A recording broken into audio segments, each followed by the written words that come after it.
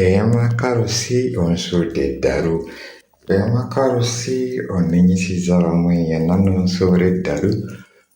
N'obba ssente kati ngudde eddalu.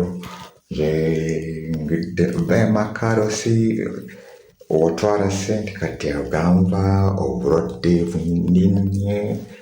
Eyamakalusi onnenyisizza eddalu.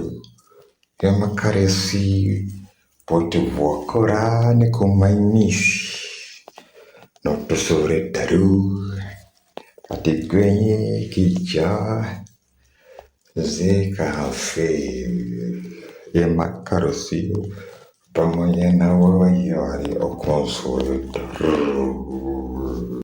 Njagala Didi basically.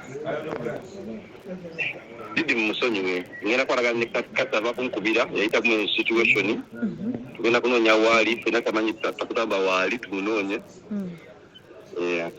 kyatuukawo wakati wo naye tuwali jasagala attention yange wajimuwa yayagala mwayawukana are you guys twayawukana tukola nolo gwe twayogedde daga simufaako bikinki lwaki abayoga tomufaako nga tobaddeko mufuddeko force ebbanga oli omuntu mulwadde mumuleke mumwe time kati ankubidde yasoze nokumpereza vidiyo eyo kati yakimanyi so you're going to look for him tufuna tumuteeka obulungi that's all I can say nakubira bingi tomorrow ng'oli naye okay you let me know era bwe mufuna sigenda kujja mumawulire ye yagala ebintu byamawulire sibyagala